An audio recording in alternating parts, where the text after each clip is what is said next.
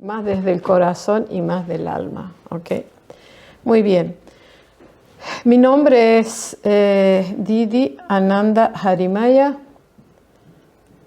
Pertenezco a la Asociación Mundial Ananda Marga, que quiere decir el Sendero de la Bienaventuranza, que fue fundado en el año 1955 por Sri Sri Anandamurti, quien dejó su cuerpo físico en el año 90, nació en el 1922 y dejó un legado filosófico de 271 libros. Él daba las conferencias, las grababan y después las transcribían. Bueno, de los temas muy variados.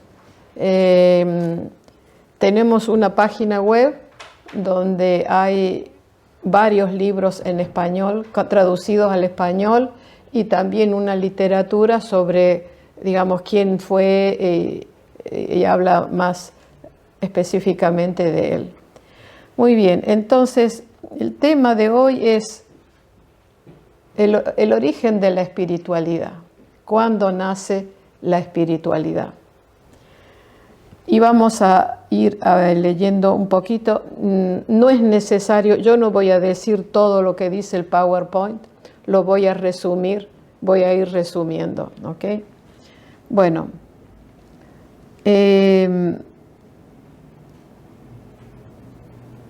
desde tiempos inmemorables, el ser humano ha sentido una atracción por lo desconocido, por lo infinito, consciente o inconscientemente. Entonces, al inicio, este es el maestro, al inicio los seres humanos, digamos, se sentían atraídos hacia la naturaleza. Adoraban el sol, la luna, temían las lluvias, los truenos, y ese fue, digamos, en la prehistoria, ese fue el comienzo de la búsqueda.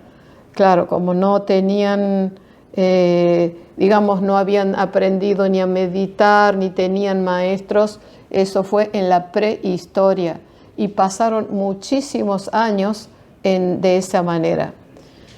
Sin embargo, llegó el momento en que los seres humanos no se sintieron satisfechos con ese tipo de adoración a la naturaleza. Claro que la naturaleza es una expresión de lo divino, pero al mismo tiempo no es el creador del universo.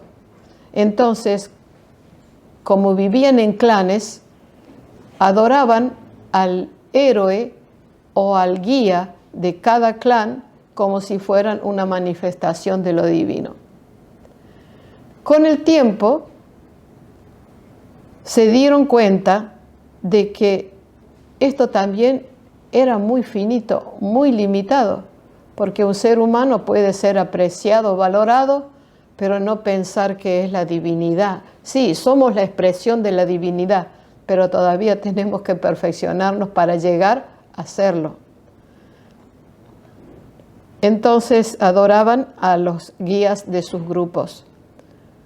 Sin embargo, el amor, la búsqueda por conocer lo infinito,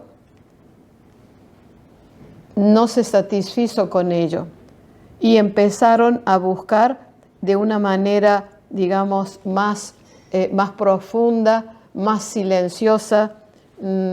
Se retiraban a las cavernas, a las montañas, a los bosques, y cerraban los ojos y buscaban encontrar alguna realización. Y así, aunque los seres humanos, según la literatura de mi maestro, los seres humanos llegaron a este planeta o surgieron en este planeta hace 1 millón de años. Sin embargo, la civilización, cuando empezaron a querer vivir como digamos así, como un grupo más civilizado, nacieron los Vedas.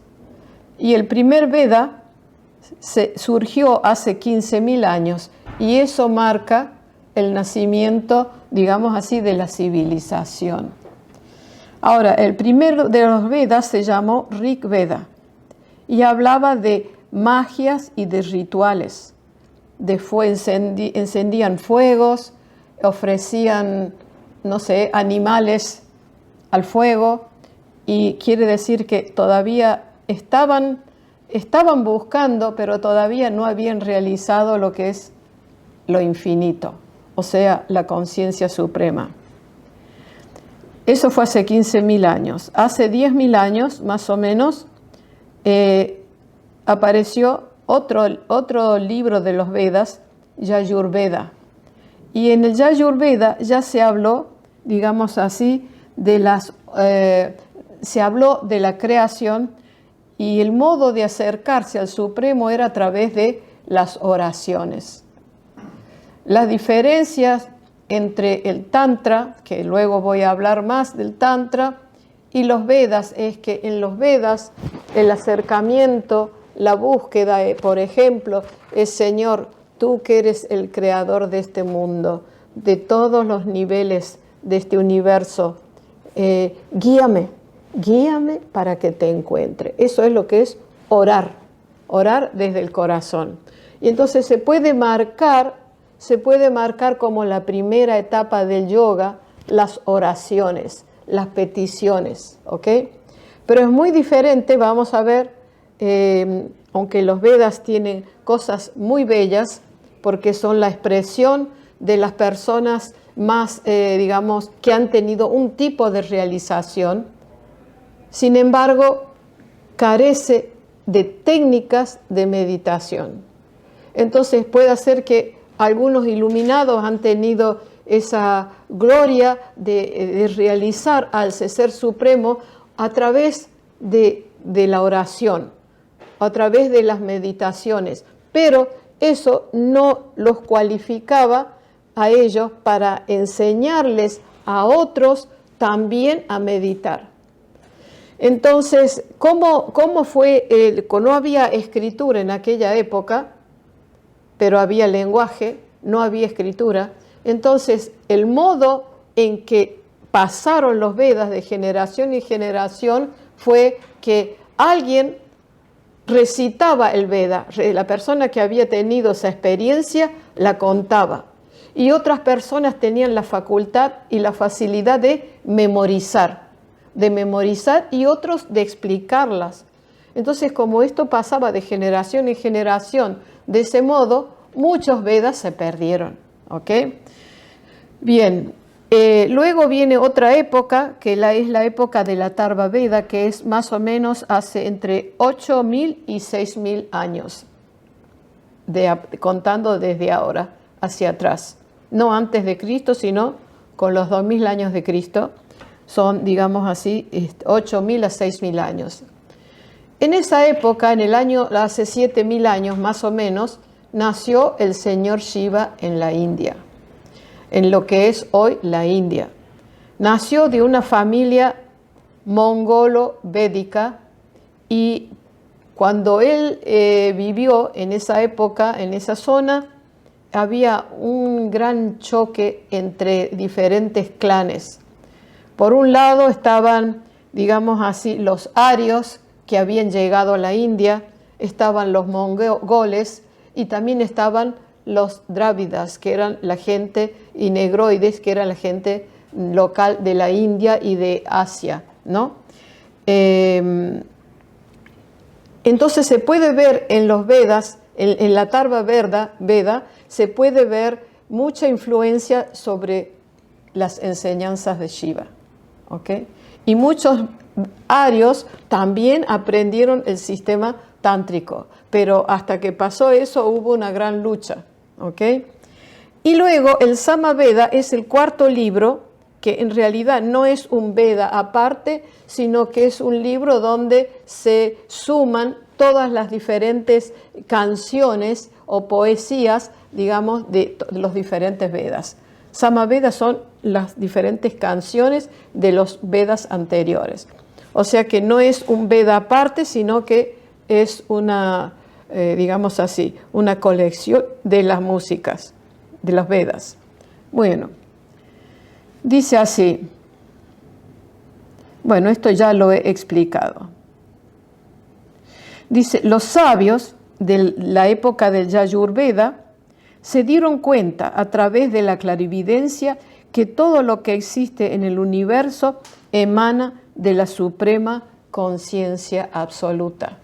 Quiere decir que ya desde hace 10.000 años, a través del Yayurveda, las realizaciones que tuvieron ya empezaron a sentir que hay un ser supremo, que la naturaleza es su expresión, pero la naturaleza no es el núcleo ni la última meta de la vida, sino ese ser cósmico. Muy bien, la filosofía yoga explica muy bien la evolución del universo. Es maravilloso. Bien. Dice la diferencia entre los Vedas y el Tantra. Los Vedas son más teóricos y se hacen, dice así, y se basan en las experiencias de otros. En el Tantra uno tiene que meditar y es ahí donde experimenta las realizaciones. Por ejemplo, en el Tantra la relación de maestro y discípulo es fundamental. No se le puede dar a alguien que recién empieza a meditar lecciones que a lo mejor se dan en el 6º grado o en la secundaria, por ejemplo. Quiere decir que el discípulo tiene que estar preparado. Entonces, el maestro sabe qué es lo que le corresponde y en dónde se encuentra cada discípulo. Bien, en el Tantra la relación de maestro-discípulo es básica y fundamental. El maestro sabe qué es lo que le tiene que dar a cada discípulo, como el médico a sus pacientes. Por eso el yoga no se puede aprender de los libros. Digamos, las prácticas de meditación no. Hay gente que yo he escuchado que están, digamos, hoy aprenden un mantra, mañana se van a otro lado, aprenden otra técnica, mañana se va a otro sitio, aprende otra técnica. Ese no es el sistema. Uno debe seguir una escuela, un sistema, un maestro. ¿Ok? Claro, todos podemos comenzar algo y después darnos cuenta que nos interesan otras cosas. Eso es aceptable. Pero hay gente que se pasa toda la vida cambiando. Entonces, lo más importante de todo aquí es que el Tantra es 99% práctica y 1% teoría. Entonces, si queremos saber lo que es el Tantra, hay que practicarlo. Y la teoría es solo el 1%. Entonces, si no hay una práctica definida, quiere decir que una teoría es eso, es teórica. Bien, luego la relación de maestro y discípulo está siempre presente para obtener las técnicas y eso ayuda al desarrollo psicoespiritual. Tantra tiene dos significados. Uno es la raíz tan, y la otra es tra. Quiere decir que tenemos una naturaleza, digamos, nos ayuda a expandir la mente para encontrar la luz del ser. Entonces, ¿por qué dice que nos libera la mente? Porque en definitiva todo ser humano es divino, pero debido a los defectos que como seres humanos tenemos, a bloqueos mentales, etcétera, etcétera, hace que nuestra naturaleza sea aletargada, ¿ok? Que sea, digamos, estática. Y Tra quiere decir liberación. Entonces el Tantra es la técnica que a través de la expansión de la mente nos libera de esa naturaleza estática.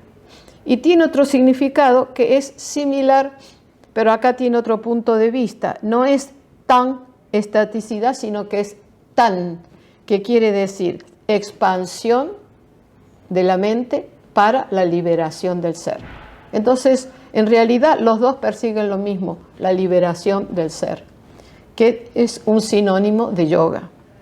Bien, hablemos un poquito del señor Shiva. Digamos así, el señor Shiva y su contribución a la sociedad. Shiva es el padre del Tantra. Shiva nació en un ambiente de Tantra desorganizado, ¿ok?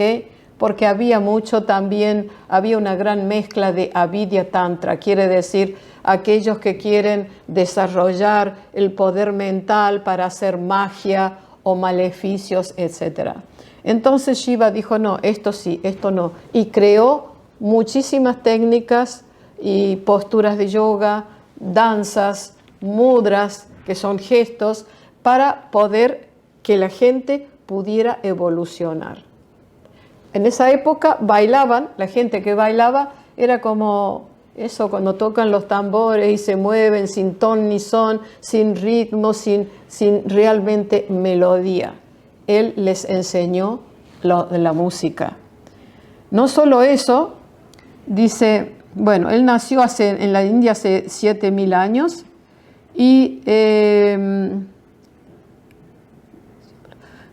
dice que en los Vedas no está clara ni se define claramente la relación de maestro y discípulo.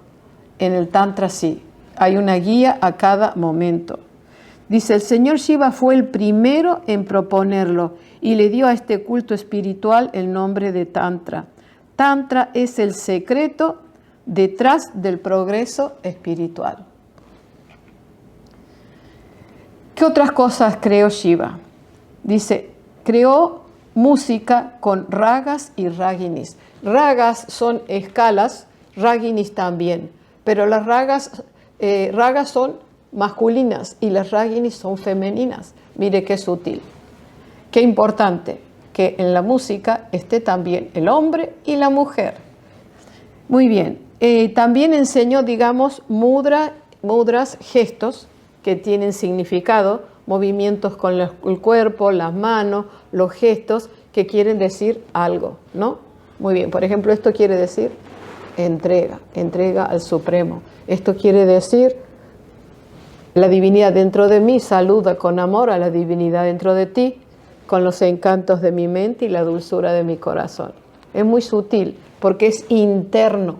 El yoga y la espiritualidad es una cosa interna, no es una cosa de tambores, sino una cosa de corazón. Muy interesante porque una raga o una ragini es un conjunto de escalas que crean una raga o una ragini, ¿no? Por ejemplo, dice que había gente que tenía una capacidad de imitar a una raga o ragini y podían lograr que si era de día, que fuera de noche, o de noche, que fuera de día. Había que tener una exactitud en la tonalidad y cómo lo lograban. De cualquier manera, la música está compuesta por estas ragas y raginis y le debemos a Shiva las 7 notas de la escala musical que nosotros utilizamos. También enseñó la danza y de allí viene el Tándava, que es la danza de Shiva, que es la lucha, digamos así, de la vida contra la muerte. Se desarrolla, es para hombres especialmente, no es bueno para las mujeres por su anatomía y tampoco no es bueno para la mujer andar a caballo porque puede hacer a la mujer estéril. Entonces Shiva enseñó esta danza que es una danza cósmica, digamos así, ¿no? Especialmente para hombres despierta el vigor, el coraje. Para las mujeres, su esposa creó una danza, Lalita Marmika, que es muy sutil, los pasos muy sutiles, pero sirve para hombres y para mujeres, ¿ok? Entonces Shiva se casó primero con Parvati, que era la hija de un rey ario. Entonces toda la familia y los arios estaban en contra de Shiva. Recién al final de la vida de Shiva, había mucha gente que lo amaba profundamente. todo tipo de gente venía a Shiva para sentirse, digamos así, aliviado, amado, protegido, y él cumplió con su rol muy bien. Sin embargo, los arios no lo querían y el padre de Parvati tampoco lo quería. Cuentan que una vez Parvati escuchó que su padre, el rey Ario, estaba haciendo una ceremonia para burlarse de Shiva. Entonces ella fue a la casa de sus padres y vio que había un fuego y vio efectivamente que se estaban burlando de Shiva. Y ella le dijo: padre, detente, detente. Y el padre no quiso hacer caso. ¿Qué hizo Parvati? Se tiró en el fuego y se inmoló. Entonces Shiva, luego se casó con otras dos mujeres, que una era de raza mongólica y la otra era, digamos, de la raza drávida india, ¿no? Porque en aquella época se aceptaba la bigamía. ¿Por qué? Porque la gente vivía en clanes. Entonces antes de la época patriarcal, digamos, la madre era la madre del clan y todos llevaban el nombre de la madre. Claro, no se sabía quién era el padre. Entonces Shiva con Parvati instituyeron lo que es el matrimonio legalizado, digamos así, ese contrato social de responsabilidad, porque se sabía quién era la madre de los niños, no se sabía quién era el padre. Entonces él puso ese orden también en la sociedad, o sea, el matrimonio. Bien. Sí, entonces él creó un tipo de medicina que también los monjes arios venían a aprender de él. Tiene alguna similitud con lo que hoy se llama medicina ayurvédica, pero era todo sobre cosas naturales, ¿ok? Bien. Entonces, ¿qué es realmente el Tantra? ¿Qué es? Hemos hablado de que dice el proceso de transformación, de transformar la animalidad, la divinidad latente en la divinidad suprema es Tantra. O sea, ¿a qué llamamos la animalidad? Si hablamos de la creación del universo, la filosofía yoga cuenta que existió siempre el eterno. Pero en un momento dado, hace no sé cuántos miles de años, empezó lo que es la creación. Y ese ser supremo es el núcleo cósmico. Y todo lo demás, la mente cósmica, los factores fundamentales son esa expresión material de la conciencia. Es la metamorfosis de la conciencia a materia. Eso es una clase muy interesante, pero hoy no hay tiempo para eso. Entonces, digamos que si vamos al último chakra, al Sahasrara chakra, el séptimo de la coronilla, decimos que esa es la sede de la conciencia cósmica. Luego llegamos al entrecejo, es el núcleo de la mente individual. Y los 5 chakras inferiores, empezando desde abajo, el sólido, el factor control, el factor sólido, el líquido, el luminoso, el aéreo y el etéreo. Y aquí están los 5 niveles, se conectan cada chakra con un nivel de la mente individual. Y cada uno de estos factores fundamentales está controlado al mismo tiempo por los chakras. En el último chakra, el último, si llego, voy contando desde arriba, que vendría a ser para nosotros el primer chakra, el factor sólido. Digamos que la conciencia infinita que ha pasado por diferentes niveles de transformación, llega aquí en un estado, digamos, se le dice el estado animal, porque no es consciente de su existencia. Y eso mismo que sucede en el microcosmos, sucede también en el macrocosmos. Y de esa manera, digamos, nuestro rol es despertar esa conciencia unitaria, que es la Kula Kundalini, y elevarla a través de una iniciación tántrica. Ahora, ¿voy a leer yo un libro de yoga y voy a empezar a practicar? ¿O voy a pagarle a fulanito o menganita y me va a abrir todos los chakras? No gasten dinero. Eso solo lo puede hacer un Sadguru, un gurú realizado, y no cobra nada. Claro, no nos va a abrir todas las puertas de repente, pero nos da la iniciación espiritual, que consiste en aprender una técnica gratuita. Una técnica gratuita que al pronunciar el mantra se despierta la Kundalini. Y después, a través de diferentes prácticas, esa Kundalini, repitiendo el mantra conscientemente, sabiendo su significado y sinceramente, poco a poco se va a fortalecer la Kundalini y va a ir subiendo los diferentes niveles de existencia hasta que llegamos al punto cúlmine, que es la unión con la conciencia cósmica. Si llegamos hasta aquí, podemos lograr la unión con la mente cósmica. Todos los 5 chakras inferiores están relacionados con los factores fundamentales y con los niveles de la mente unitaria. O sea que este es el significado del Tantra. Quiere decir Tan, expansión de la vida animal a la vida suprema. Eso es Tantra, Tantra. Entonces tampoco es lo que se dice por ahí. Vamos a estudiar Tantra. Y viva la pepa, vamos a tener relaciones con fulanito, con el maestro, con cualquiera. No, chicos, no se equivoquen. Esto no es Tantra.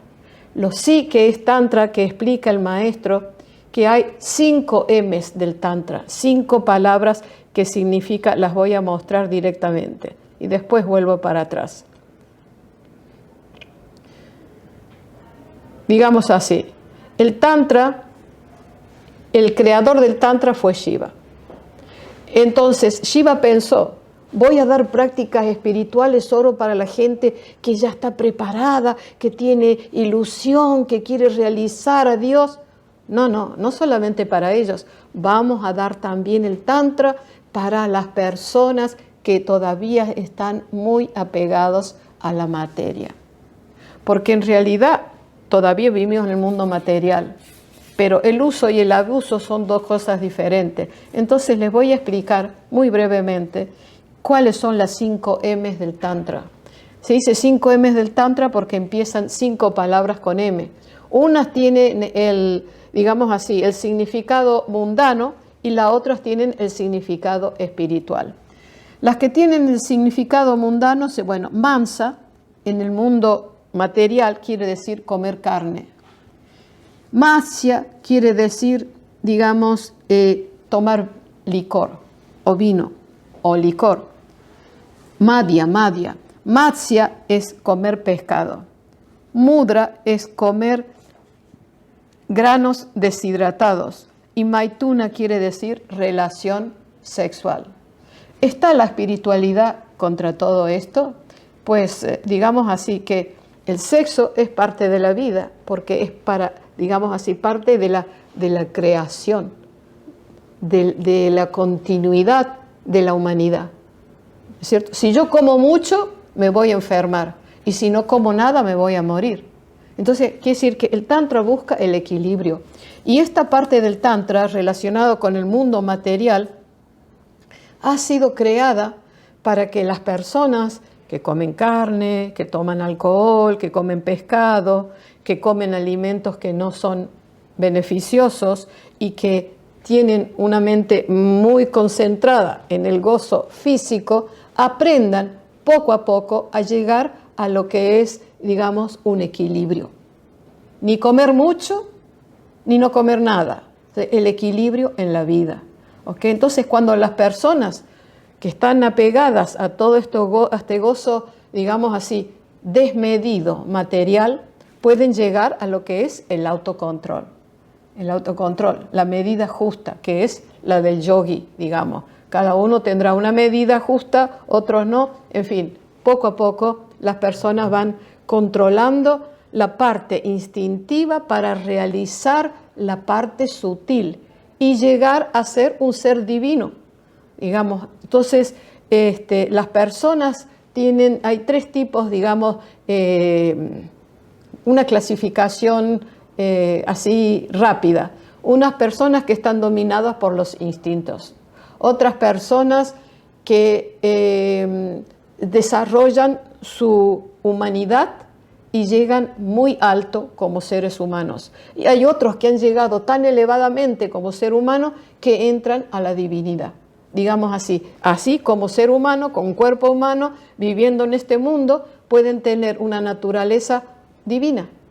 Es decir, ¿no? ¿Qué es lo divino? El amor, la comprensión, la paz, la ayuda, el sacrificio, todo lo que falta hoy, porque el mundo material ya sabemos cómo está. Entonces se desarrollan todas esas cualidades. Y luego está el camino sutil, que es el sendero del yoga. ¿Qué significa carne? Aquí no es carne, sino mantener el silencio. Mantener el silencio, no 24 horas, pero también tener un silencio mental y repetir el mantra, porque así podemos calmar estas aguas que son los pensamientos y conocer, autoconocernos, sentir la vida, sentir el amor supremo, no estar siempre aturdido con todo lo externo. Pero yoga es equilibrio, o sea, estamos viviendo en un mundo material, de materia, entonces también tenemos que llegar siempre a la medida, digamos así, equilibrada. Luego, cuando acá habla de alcohol, y acá significa que en las noches de luna nueva, los yogis meditan después de la medianoche hasta las 3 de la mañana, son las horas de Shiva, se le llaman, y entonces con esa quietud de los días de luna nueva, la persona puede llegar desde la glándula pineal, se segrega la melatonina, y si la mente está muy pura, concentrada en un sentimiento espiritual, puede bajar una milésima parte de una gotita de esa, no melatonina, de la la melatonina. Sí, puede bajar sobre el lado izquierdo y digamos que el sexto chakra tiene 2 pétalos.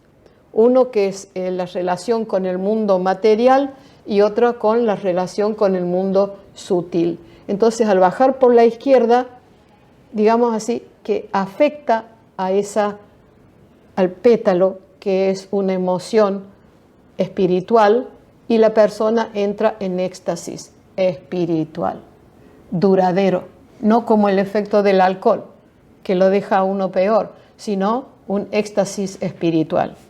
Y luego, con respecto a comer pescado, el sentido aquí en este es pranayama. Sabemos cómo están formados los chakras, que está el canal medio a través de la columna vertebral y hay 2 canales que son Ida y Pingala, que se entrecruzan, y luego se hace el pranayama, que es un ejercicio para, digamos, equilibrar la energía mental y la energía del cuerpo, y eso se llama pranayama. Entonces, ¿por qué está relacionada con el pez? Porque como van estos nadis así, están relacionados con la respiración, se llama pranayama. Otra cosa de corregir aquí, que es muy común. La gente va a aprender yoga a un centro X de yoga. No digo que todos, pero en algunos, las personas no son vegetarianas, algunas personas no son vegetarianas, otras fuman y van a hacer yoga. Enseguida empiezan con el ejercicio del pranayama. Pues es muy malo, porque una persona para hacer pranayama tiene que ser vegetariano 100% y no fumar. Entonces y otra cosa, Todo lo que nosotros pensamos durante el pranayama se fija mucho en nuestra mente. Entonces, si los pensamientos son positivos o espiritual durante el pranayama, está bien. Pero si son negativos, una persona puede volverse loca. Entonces, vamos a aprender yoga ¿para qué? Para sentirnos peor, desequilibrar nuestra mente. Por eso es que el yoga no es solamente ejercicio. El yoga es una vida espiritual. Equilibrar el cuerpo, la mente y el alma. Y entonces el maestro, el que nos enseña la técnica de meditación, sabe cuándo es el momento. Para nosotros el pranayama es la cuarta lección. Quiere decir que el cuerpo ya con la primera, la segunda, la tercera lo vamos preparando. Cada ser humano es ¿cómo se dice? El ser humano es la parte de la creación más elevada. Porque, digamos, todo es divinidad. Pero hemos pasado por 8.400.000 encarnaciones hasta que hemos logrado el cuerpo humano. Claro, todo es divinidad porque todo es creado por Él. Y cuando no somos seres humanos todavía, es la mente cósmica la que guía el proceso y el avance y el progreso de la creación. Pero una vez que somos seres humanos, empezamos a tenemos que tener libre albedrío y somos responsables de nuestros actos. Por eso creamos karma, acción y reacción. ¿Okay? Tenemos más libertad que los animales o las cosas que van evolucionando en el mundo por la gracia de la conciencia cósmica. Muy bien. Y luego llegamos entonces a la alimentación. Y llegamos aquí, eran comer granos disecados o alimentos no apropiados. Y aquí significa buscar la buena compañía, porque es la buena compañía la que nos libera, la que nos ayuda. Si una persona tiene 20% de bondad y se reúne con gente que tenga el 40% de maldad, cae en lo malo. Entonces es muy importante la compañía espiritual porque eso nos eleva, nos ayuda a progresar. No somos las personas espirituales extraterrestres, que también cuando hablamos de extraterrestres quiere decir por ser extraño, porque no vamos a pensar que solo en nuestra galaxia o nuestro sistema solar hay seres humanos, hay en otros sitios también, los hay. Nuestro maestro lo ha dicho, lo hay, y más avanzado que los terráqueos, y menos también. Y el último habla de despertar la Kundalini, la fuerza psicoespiritual unitaria que yace en el primer chakra, y elevarla hasta el chakra superior. Entonces es la unión del ser individual con el ser cósmico. Y eso es lo que es la unión espiritual. Entonces, ¿qué sucede en las parejas que tienen sus necesidades físicas muy acentuadas, que poco a poco no se reprimen, pero poco a poco lo van sublimando? Yo conozco, voy a decir algo que a la gente le va a parecer extraño, pero como mi intención es solamente transmitir las enseñanzas de mi maestro, lo voy a decir. Él decía, tener relaciones sexuales 4 veces al mes no es dañino. ¿Dañino en qué sentido? Digamos así, el fluido seminal es del óvulo y el esperma es una transformación en el Ayurveda se llaman los 7 dhatus. Y si, digamos así, si la linfa es el alimento principal de nuestro cerebro y también la materia prima de las glándulas para producir las hormonas. Y si eso se obliga a transformarse en fluido seminal que se pierde en el acto, entonces, ¿qué sucede? Que se debilitan todas las otras funciones. Entonces el yoga no es represión, es sublimación. Y esas son las 5 M's fundamentales del Tantra. Ahora voy a volver hacia atrás.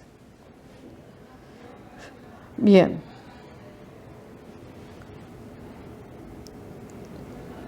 Bueno.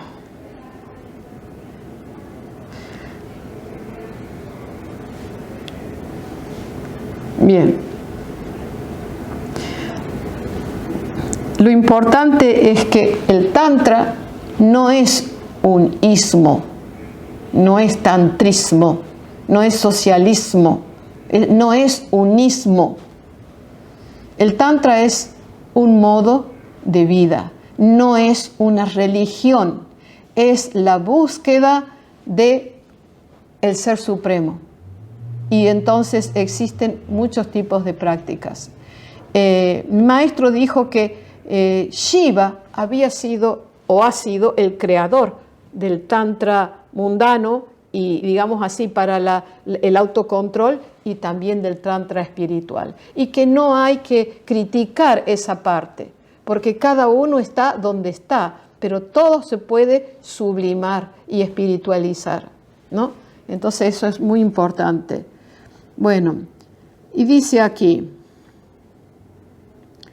dice, práctica espiritual significa práctica para la expansión, y esta expansión no es más que una liberación de la esclavitud de todo tipo de letargo, el tan, que es el letargo. Entonces, ¿para qué se practica Tantra? Para que ese letargo se transforme en divinidad, digamos así, que nos transformemos, nos llenemos de esas cualidades divinas.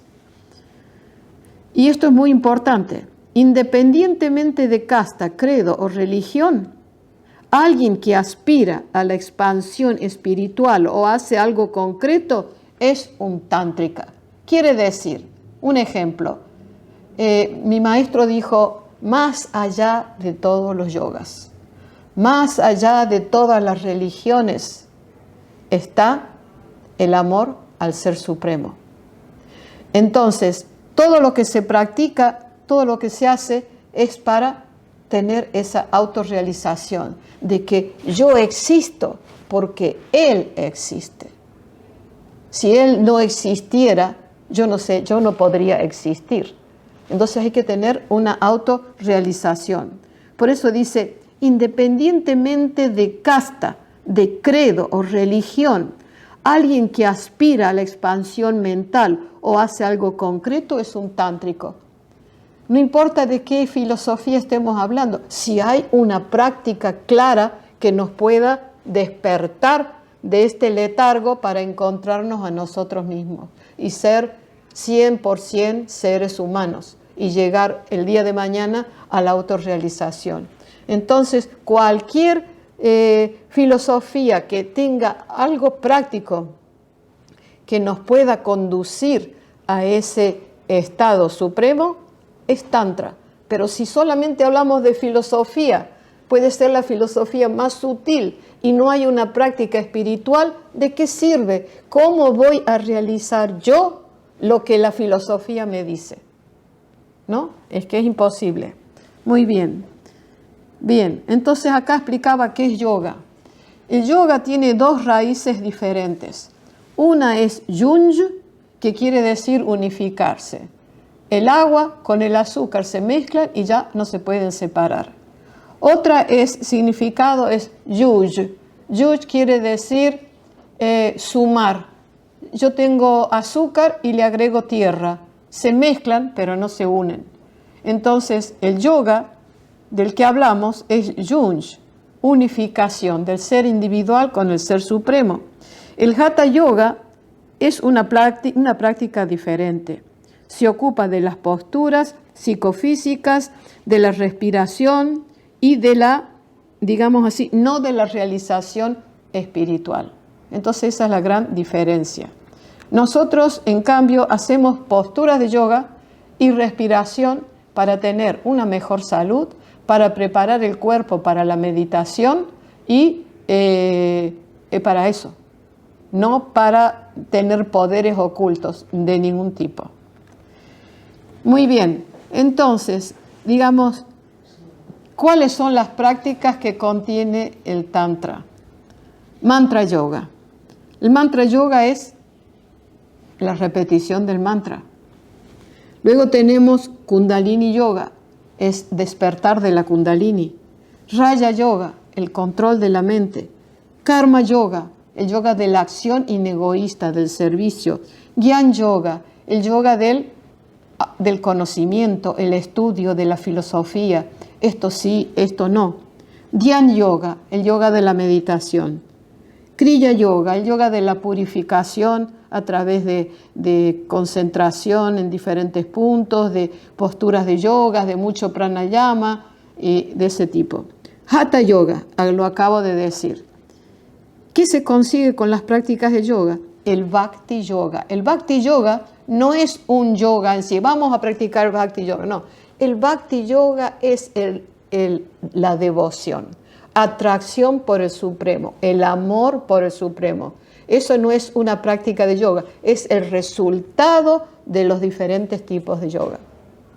Pero si no hay amor, no conseguimos nada, ¿ok? Entonces, bueno, sí, eso es el Bhakti Yoga.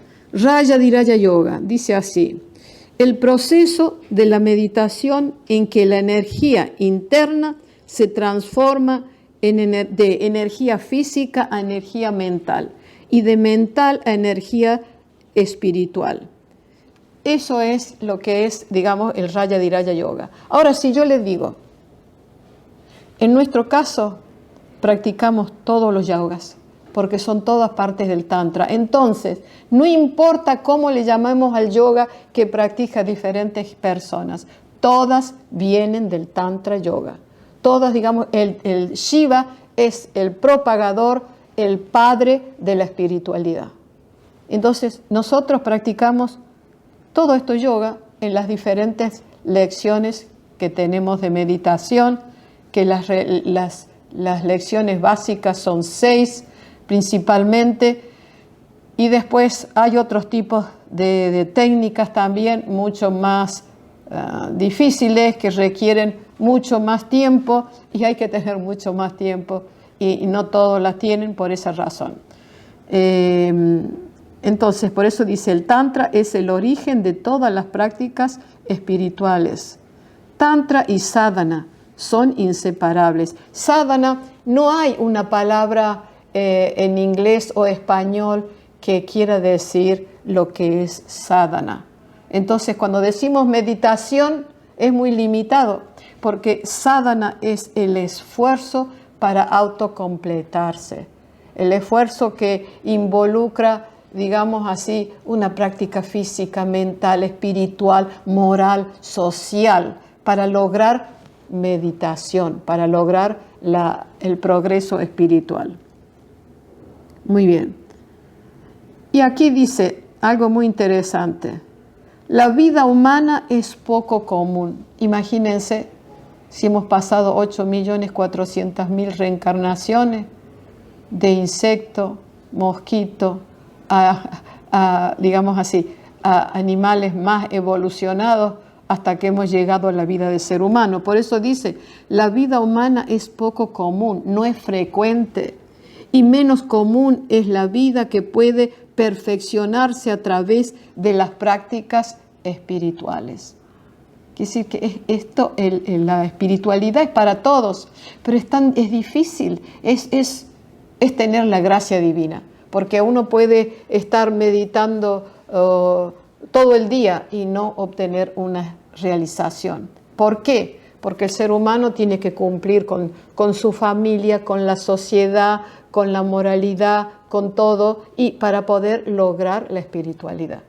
Entonces, algunas personas dicen, yo soy muy moral, no hago mal a nadie. Bueno, en el yoga, ese es el primer paso. No es que es el paso final. El paso final es la unión del ser individual con el ser cósmico, a ser activo en la sociedad. Así que, ¿cómo podemos decir que la moralidad es la finalidad de la vida? No, es el primer paso. Porque si no, uno se sienta a meditar y todo lo malo que ha hecho y todo lo demás empieza a aparecer en nuestra mente como un espejo. Nada queda oculto. Pero la espiritualidad es para todos. Ha habido gente que habrán sido grandes pecadores y han empezado a meditar, se han hecho espiritualistas y han llegado a la autorrealización, ¿no? Así que la espiritualidad es para todos. Y no solo depende de nuestras prácticas, depende todo de la gracia divina también. Bueno, entonces digamos que la existencia humana es física, es mental y es espiritual. Por esa misma razón, el proceso práctico del Tantra comienza con lo físico, progresa a lo psicofísico, luego a lo psicoespiritual y finalmente se establece en el alma. De lo físico a lo psicofísico, de lo psicofísico a lo psíquico, de lo psíquico a lo psicoespiritual, de lo psicoespiritual a lo espiritual. Y todas las prácticas son herramientas para perfeccionar cada uno de esos niveles. No es la meditación como había una diapositiva en unas clases que hay un señor con una barba que le llega hasta el suelo, ¿no? Y está meditando ahí, se ve que da tiempo, vaya a saber cuántos años hace que medita. Y viene un muchacho joven y le dice, señor, deme la iniciación que tengo el coche en doble fila. No, no es así, ¿no es cierto? Hay que tener mucha paciencia. Entonces, el Tantra tiene principalmente dos partes. Una que es teoría y la otra que es práctica. Nigama quiere decir la teoría y Agama es la práctica. Bueno, dice, como las escrituras védicas no se basan en instrucciones prácticas, algunas personas se inclinan a considerarlas como teoría. ¿Qué quiere decir una teoría práctica? Quiere decir que te da los medios para que tú practiques y llegues a realizar eso que la filosofía te dice. Si no, no es mala, la teoría no es mala, pero no es práctica. Eso es lo que quiere decir. Esto creo que ya lo he leído, ¿no? No, esto no lo he leído. Dice, Tantra es 99% práctica y un 1% teoría. La relación preceptor-discípulo es importante. El discípulo debe hacer intensa práctica espiritual para merecer las instrucciones del preceptor. Por esta razón, Sadashiva, el señor Shiva, nunca quiso que las enseñanzas tántricas fueran escritas. Fíjese, Shiva inventó muchísimas cosas sobre arquitectura, sobre medicina, amplios conocimientos tenía que dio a la humanidad de aquella época y sin embargo en aquella época no había escritura. Existía un alfabeto, no existía escritura. Y yo intuyo, porque dice, si Shiva no quiso que eso se pusiera en escrito. ¿Por qué? Porque la gente empieza a leer libros o malinterpretan diferentes enseñanzas y va a ser un caos.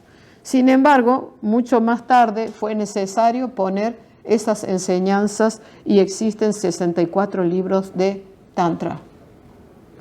Vamos a la relación de maestro-discípulo, ¿ok?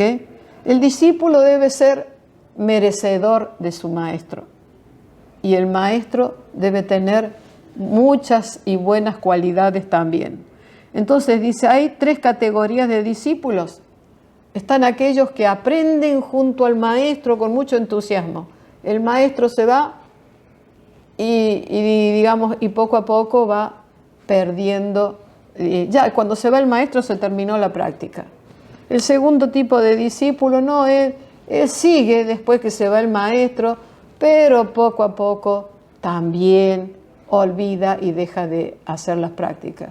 Y la primera categoría de discípulo es aquel que aprende y practica aunque su maestro esté ausente. También hay 3 categorías de preceptores, y acá viene la cosa. Hay un preceptor que viene, da una conferencia, habla muy bien, algunas personas aprenden, después se va de viaje y una vez al año, hola, ¿cómo estás? ¿Qué tal? ¿Cómo va la meditación? Bla, bla. No se preocupa, pero hasta cierto punto. Hay otro tipo de preceptor que no, que sigue al discípulo más a menudo. Y hay otro tipo de preceptor que se comporta como un padre, digamos así. Quiere decir, le exige, se enfada, lo castiga, pero no con el palo, sino que quiere decir, ¿no?, que tú, que no, que tienes que seguir esto, que tal y que cual, lo sigue de cerca. Y ese es el verdadero preceptor. Y no pide dinero.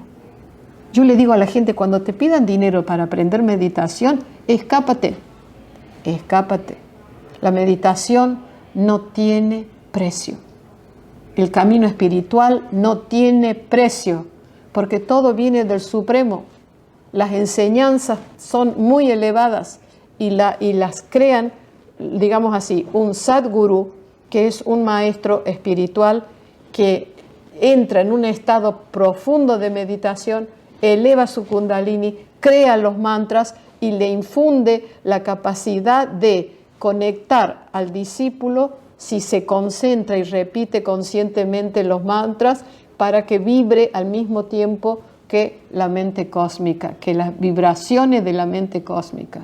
Eso es un gurú elevado. Las cualidades de los mejores preceptores. A ver, ¿quién quiere leer? ¿Quién quiere leer? ¿Quieres leer, Peggy?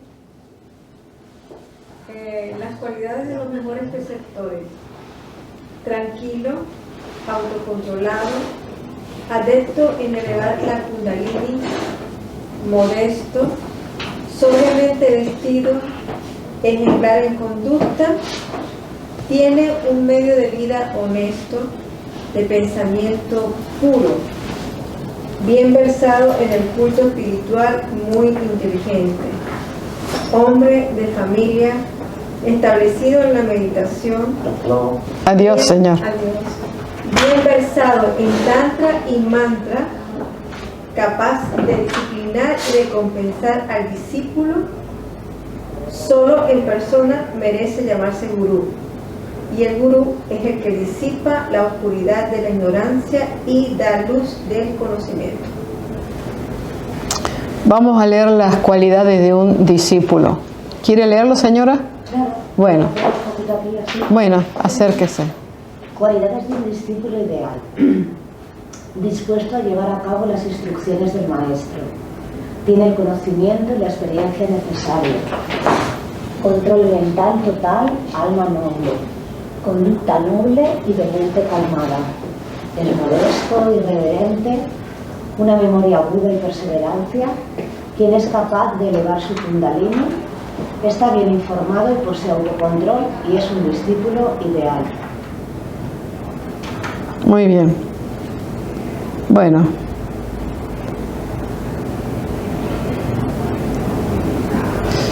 Bien.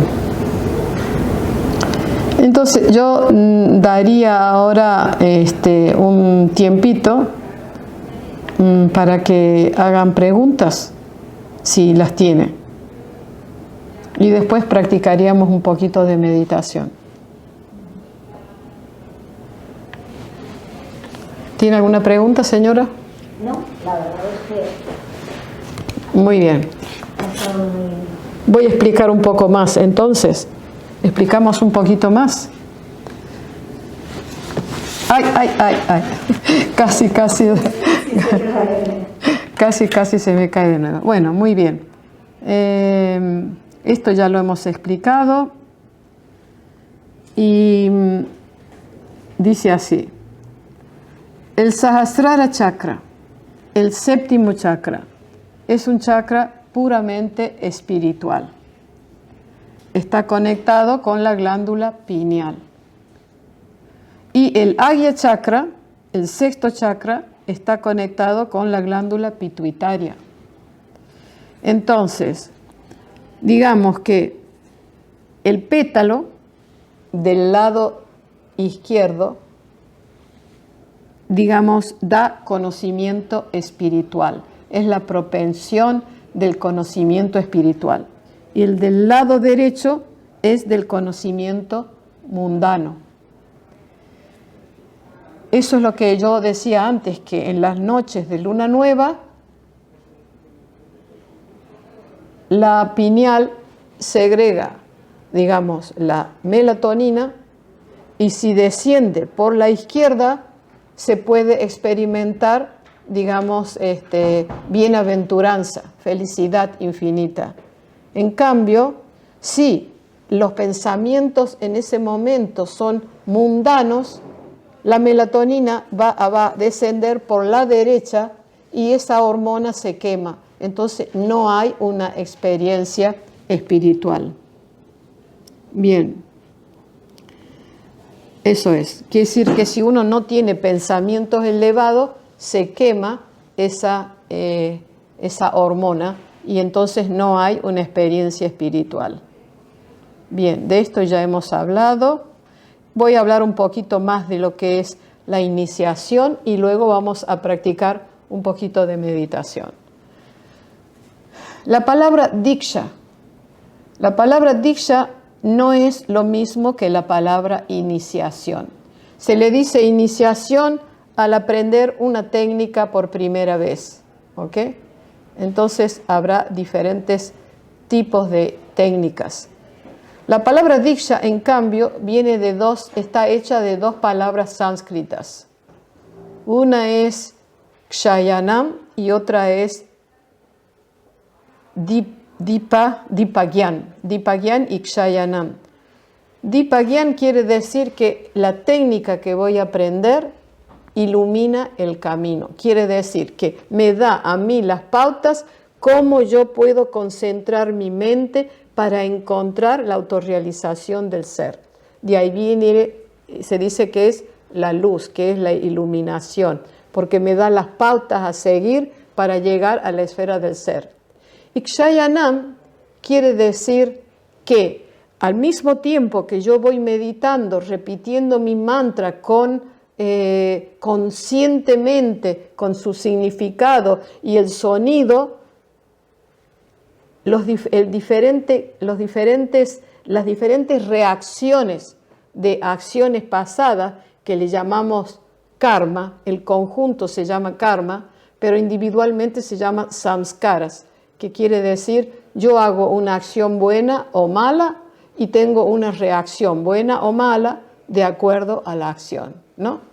Entonces, quiere decir que la verdadera iniciación es aquella que me ayuda a mí a despertar la Kundalini con la fuerza espiritual que lleva la técnica y el mantra infundidas por el maestro.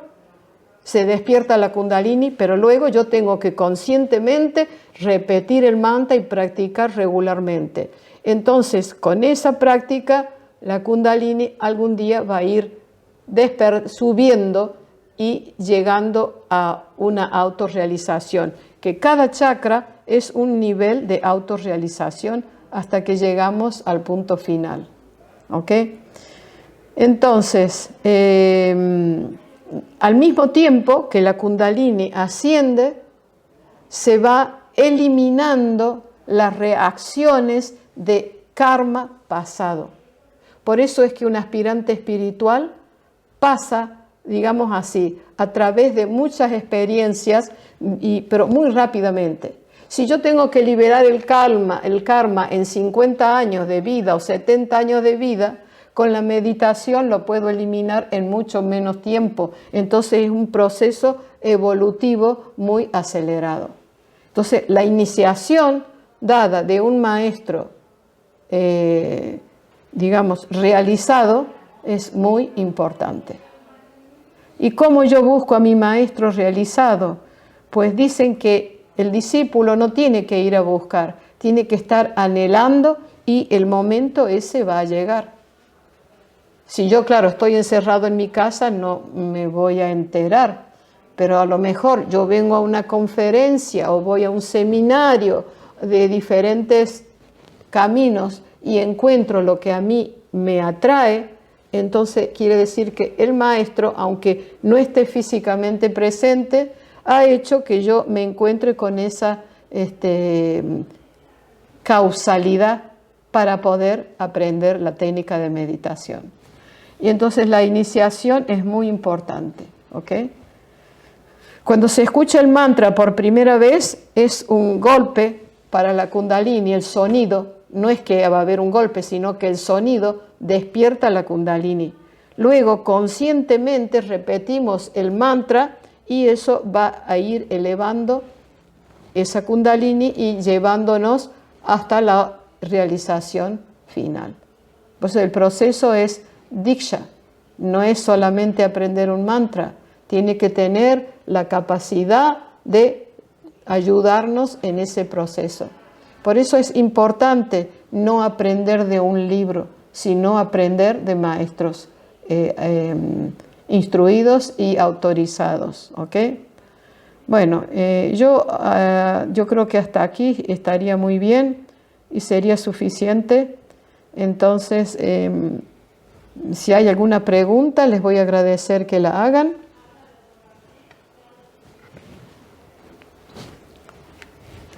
¿No tienen preguntas? En Italia dicen, si uno no hace preguntas, pueden pasar dos cosas. O lo entendió todo o no entendió nada. Así que yo espero que...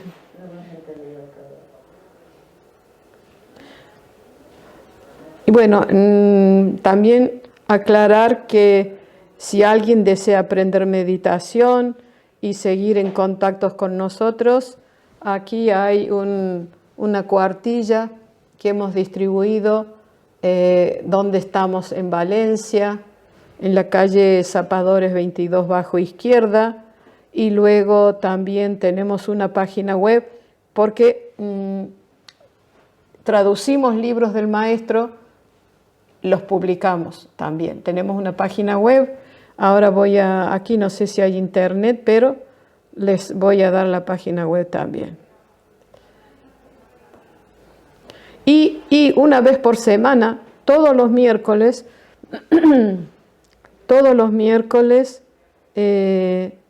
yo doy una clase que transmito por internet a través del Zoom y digamos, la clase es gratis, cantamos, meditamos y después de cada clase siempre hay una lección de meditación, digamos así, una clase de filosofía. Hay una segunda parte que no voy a dar hoy, que era hablar del tratado filosófico de Ananda Marga. Si alguien está interesado, puede contactarme y lo vamos a hacer a través de internet. Estaba repartiendo una cuartilla así pequeñita, que bueno, les digo, la página web es Ananda Marga Yoga Libros, muy fácil de recordar, .org, ¿ok? Y luego, si alguien quiere participar en nuestras clases semanales, también es muy fácil, porque solo tienen que mandar un WhatsApp a este número, dando su nombre e email, y yo luego los puedo agregar en los encuentros que hacemos todos los miércoles en línea a las 20 horas. Bueno, creo que se ve el número y la página web también la vamos a volver a repasar. Y ahora vamos a cantar un poquito. Les voy a enseñar un mantra universal y darles una técnica muy, muy sencillita para que aprendan los que todavía no están iniciados y si quieren probar, ¿ok? Sí, sería importante que se vea el mantra, ¿no? Eso es. Muy bien. Bueno, les explico. Bhavanam Kevalam quiere decir,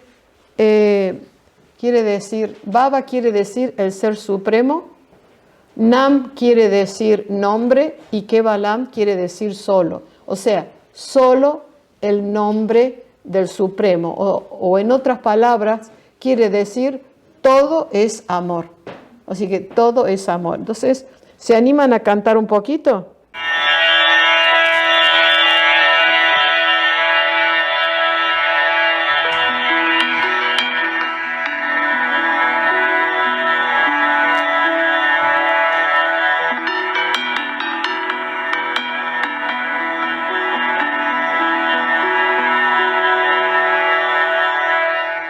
¿Por qué cantamos? Cantamos porque el canto es el canto de un mantra y lo prepara para la meditación. Así que vamos a practicar unos 3 minutos y luego voy a dirigir una meditación. ¿Ok?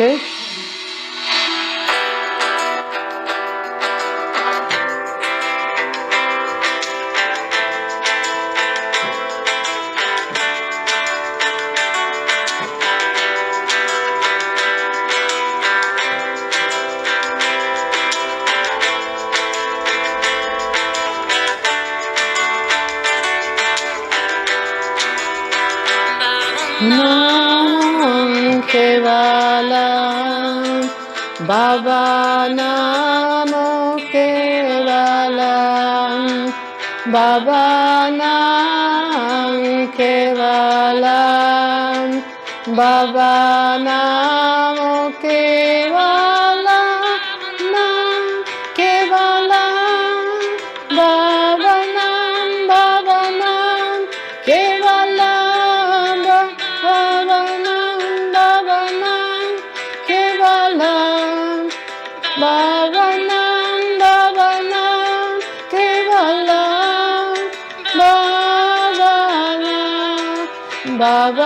Bhavanam Kevalam, Bhavanam Kevalam, Bhavanam Kevalam, Bhavanam Kevalam, Bhavanam Kevalam, Bhavanam, Bhavanam Kevalam, Bhavanam Kevalam, Bhavanam, Bhavanam Kevalam, Bhavanam, Bhavanam Kevalam, Bhavanam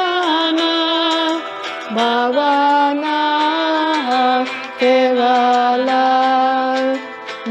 Bhavanam Kevalam, Bhavanam Kevalam, Bhavanam Kevalam, Bhavanam, Bhavanam Kevalam, Bhavanam, Bhavanam Kevalam,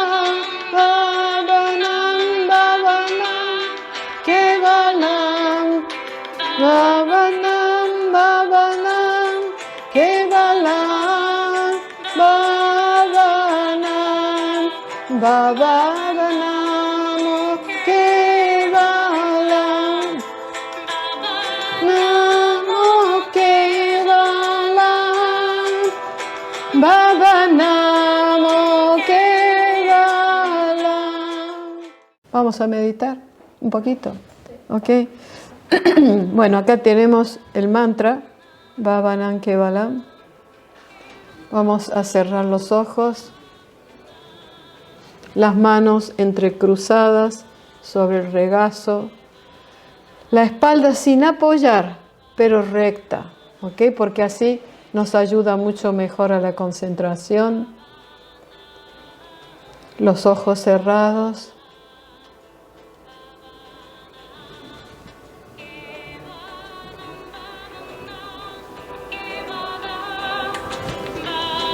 vamos a imaginar que todo a nuestro alrededor es conciencia infinita. Esa conciencia infinita que representa al Creador del universo es amor, es el Padre Supremo. Y cuando cantamos Bhavanam Kevalam, se lo cantamos a esa conciencia infinita. Quiere decir, oh Señor, te amo. Cuando inhalamos, repetimos mentalmente Bhavanam. Y cuando exhalamos, Kevalam. Y al decir Kevalam nos fundimos en esa conciencia infinita. Y otra vez volvemos a inhalar Bhavanam y Kevalam.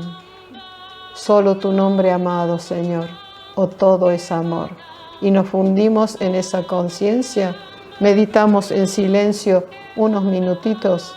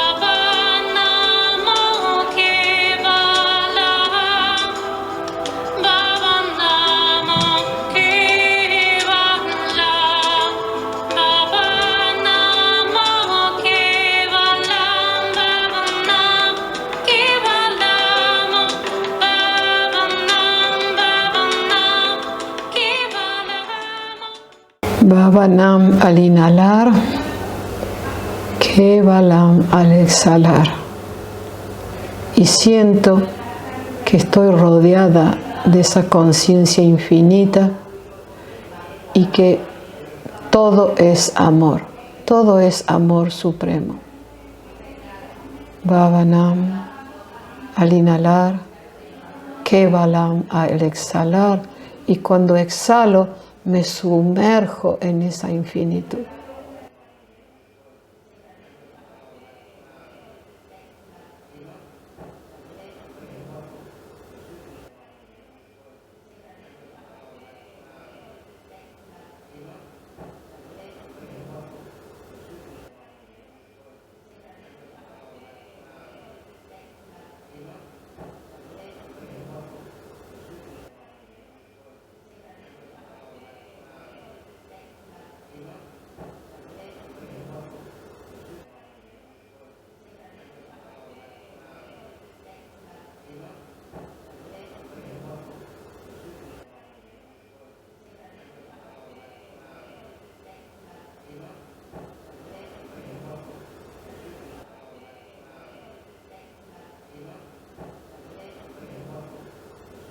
Podemos meditar en la mañana 20 minutos y en la noche 20 minutos.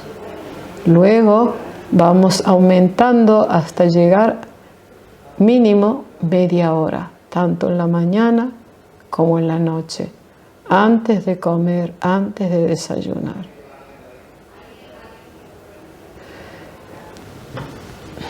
Namaskar. Los que deseen aprender la técnica personal pueden ponerse en contacto conmigo en este número de teléfono que tengo acá, que es también el WhatsApp, y también pueden visitar la página web por curiosidad. Si se les interesa algo, lo pueden encargar, y si no, allí también hay mucha información sobre la filosofía.